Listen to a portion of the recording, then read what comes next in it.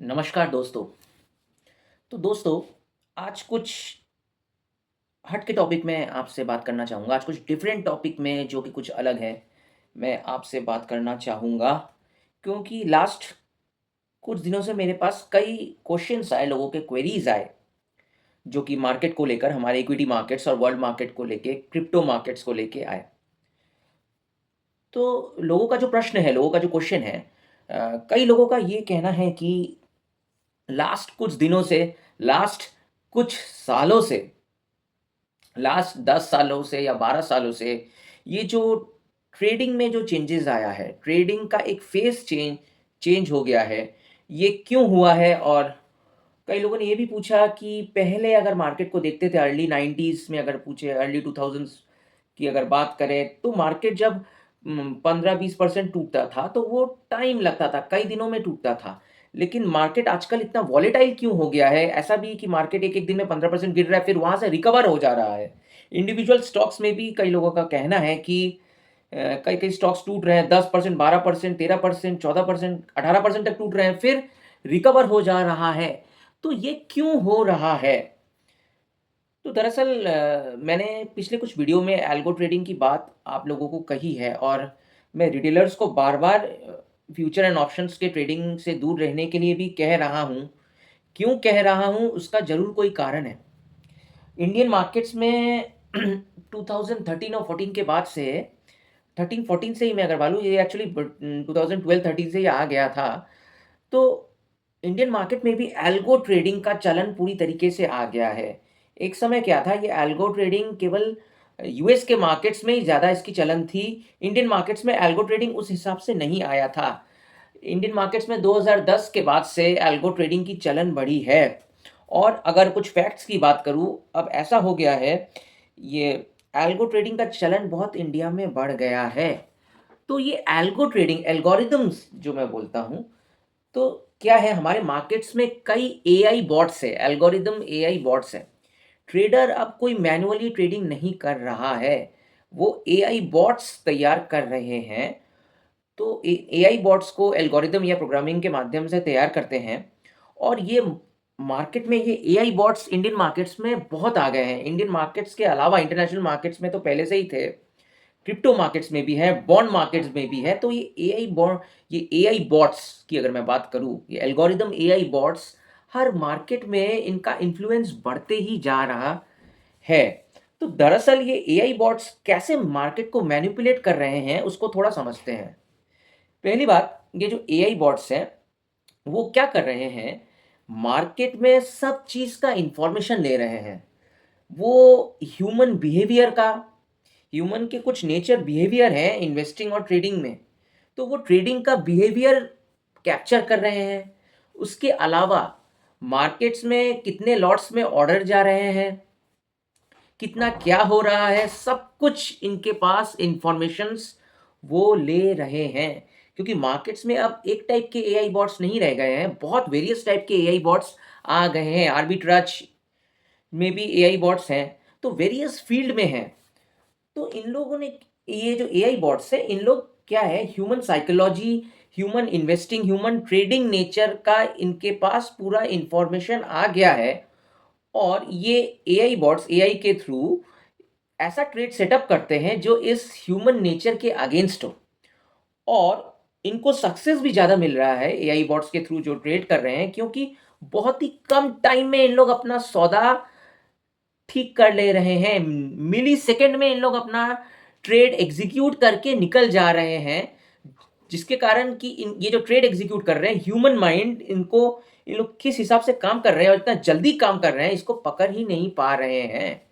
इसीलिए मैं मैक्सिमम जो मैनुअल ट्रेडिंग कर रहे हैं, मैं रिटेलर्स को इसीलिए ट्रेडिंग करने से आजकल मना कर रहा हूँ, और मार्केट मैनिपुलेशन की मैं बार-बार बात कर रहा हूँ, क्योंकि लास्ट 1-2 साल से तो पूरा क्लियर नज़र आ रहा है कि कैसे लास्ट मार्केट 1 घंटे में मार्केट मैनिपुलेट हो रहा है, अगर आपने ऑब्ज़र्व किया होगा।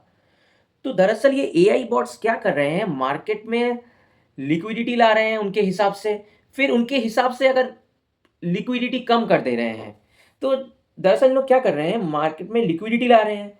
तो जब लिक्विडिटी आ रही है, जिसको देखकर काफ़ी कॉमन पब्लिक, कॉमन रिटेलर्स जब एंट्री ले रहे हैं, तो इन लोग अचानक से फिर लिक्विडिटी को फ्रीज़ कर दे रहे हैं। तो जब लिक्विडिटी आ रहा है, तो क्या ये स्टॉक्स भाग रहे हैं या इंडेक्स भाग रहा है?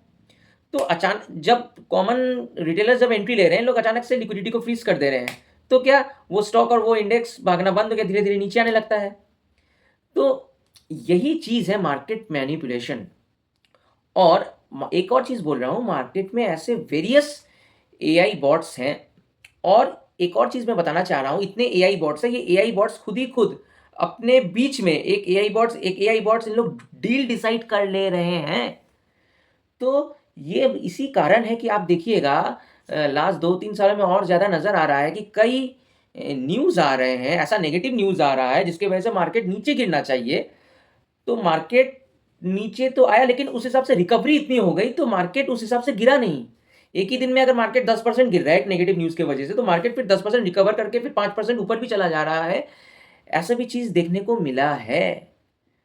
तो यही प्रॉब्लम है पूरे वर्ल्ड मार्केट्स में, और ट्रेडर्स को अब सावधान रहना पड़ेगा, क्योंकि इक्विटी मार्केट्स में भी यही फैक्ट है कि अब 80% एआई बॉट्स का यूज़ आ गया है।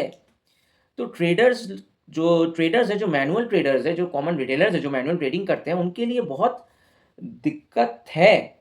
ये सोचने वाली बात है। और सेबी, जैसे जेन स्ट्रीट की मैं बात कर रहा हूँ, जेन स्ट्रीट ने जो किया था, तो जेन स्ट्रीट आप सोच रहे हैं कि जो उन्होंने सौदा किया था, जिस हिसाब से डेरिवेटिव्स में, बैंकिंग स्टॉक्स में उन्होंने खरीदा था, उसके बाद फिर जिस हिसाब से उन्होंने शॉर्ट किया मार्केट को, पूरा बैंकिंग इंडेक्स को शॉर्ट कर दिया, तो ये उन लोग एआई, सब एआई बॉट्स का कमाल है। तो यही एल्गो एल्गो बेस्ड ये एआई बॉट्स तैयार होते हैं। तो जैसे जिस हिसाब से मार्केट में लूप होल्स ढूँढ के, जो मार्केट में लूप होल्स होते हैं, मार्केट के लूप होल्स ढूँढ के अगर कोई प्रोग्राम करके एक एल्गोरिदमिक एआई बॉट तैयार करता है, तो वो लूप होल्स में ही खेल लेगा। तो ये हमारे देश में और वर्ल्ड दूसरे देशों में भी रेगुलेटरी बॉडीज़ के लिए भी एक चैलेंज है, और सेबी इसको सख्त नज़रों से भी देख रहा है। और ये आप लोग कॉमन रिटेलर्स, आपको भी ये जानना चाहिए कि आप अगर विजुअलाइज़ कर रहे हैं कि लास्ट 2-3 साल से मार्केट में बहुत चेंजेज़ आए हैं, जिस हिसाब से मार्केट में अचानक से तेज़ी आ जा रही है, 10-15% तेज़ी आ जा रही है। आप इंडिविजुअल स्टॉक्स में भी देखिए, जिस हिसाब से वॉल्यूम अचानक से क्रिएट हो रहा है और फिर थोड़ी देर बाद वॉल्यूम कम हो जा रहा है। तो इसी को मैं बोल रहा हूँ, ये सब मैनिपुलेशन है, यही इन लोग चक्रव्यूह रच रहे हैं। इन लोग एक इल्यूज़न क्रिएट कर रहे हैं, इसी से इन लोग इल्यूज़न क्रिएट कर रहे हैं, जिस इल्यूज़न में कॉमन रिटेलर्स फँस रहे हैं और फँस के फिर लॉस खा रहे हैं।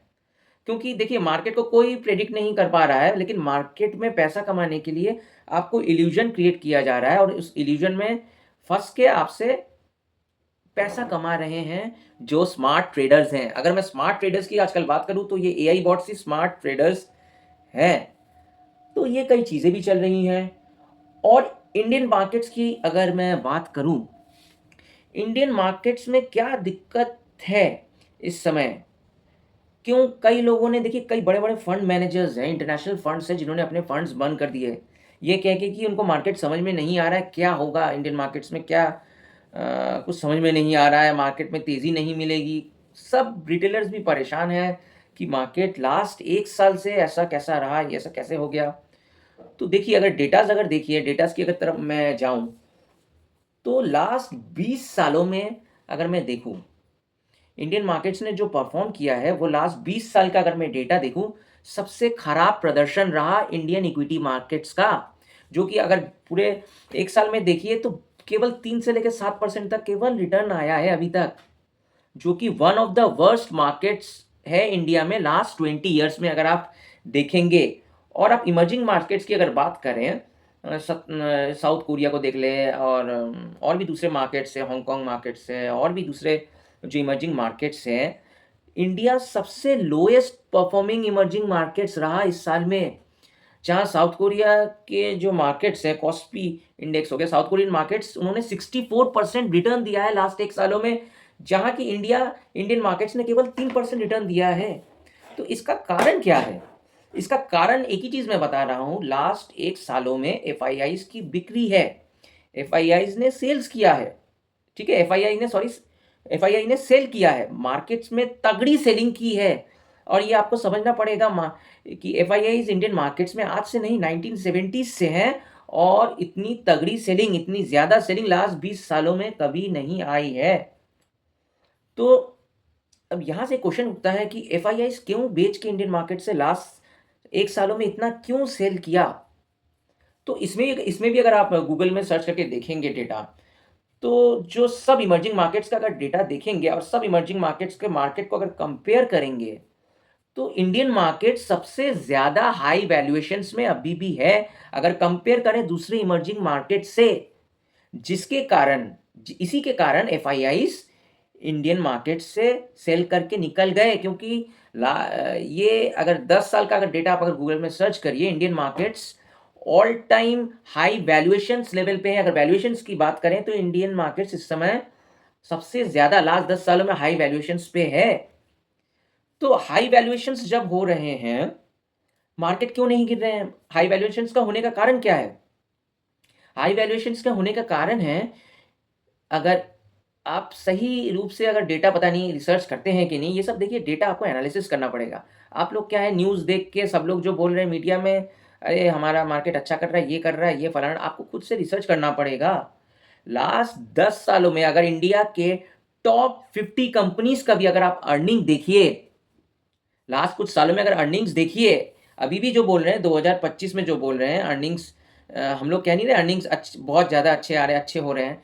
हाँ, ठीक है, लेकिन लास्ट अब देखिए कुछ सालों से इन टॉप 50 कंपनीज़ के अर्निंग्स घटते ही जा रहे हैं। जिस हिसाब से इनके प्राइस बढ़े, लेकिन शेयर प्राइस बढ़े, लेकिन कंपनियों के अर्निंग्स मेन इंपॉर्टेंट है, जो कि घटते ही जा रहे हैं एज़ पर डेटा अगर आप देखिएगा। तो जब तक मेन यही है वैल्यूएशंस बढ़ने का कारण, प्राइस तो इन्फ्लेट कर गए।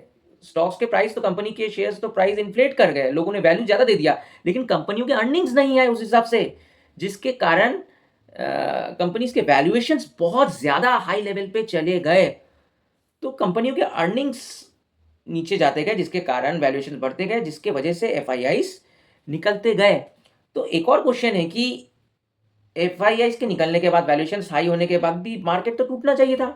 एफआईआईज़ ने सेल किया, मार्केट में क्या है, वैल्यूएशंस जब हाई रहता है तो मार्केट टूटना चाहिए। मार्केट क्यों नहीं टूटा? मार्केट क्यों नहीं टूटा? इसका कारण ये है कि हमारे डीआईआईज़ ने, एफआईआईज़ ने बेचा और डीआईआईज़ ने हेवी बाइंग की, जिसके कारण मार्केट नीचे नहीं गिरा।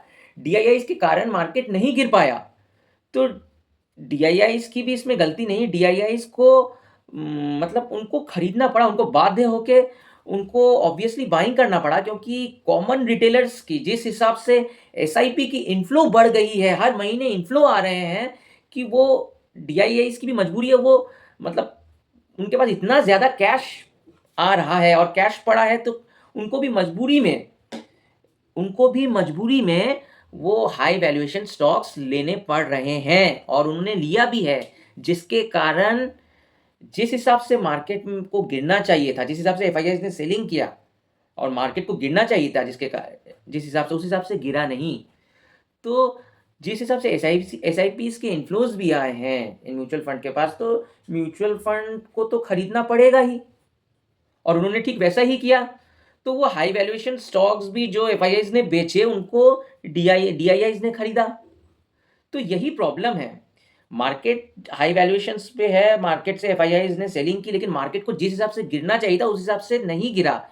क्यों? कारण क्या है? डीआईआईज़ ने बाइंग किया। अगर आप इंडिविजुअल इन्वेस्टर, जैसे हम लोग वैल्यू इन्वेस्टर्स हैं और जो लोग इन्वेस्टर हैं, अगर उस हिसाब से अगर देखें, हर कोई कहेगा कि मार्केट को जिस हिसाब से गिरना चाहिए था वो नहीं गिरा। तो ये मार्केट के लिए अगर आप लॉन्ग टर्म के हिसाब से सोचेंगे तो ये एक अच्छी बात नहीं है। मार्केट के वैल्यूएशंस कम होंगे, फिर मार्केट के वैल्यूएशंस हाई होंगे, फिर वैल्यूएशंस नीचे आएँगे, ये साइकिल्स है।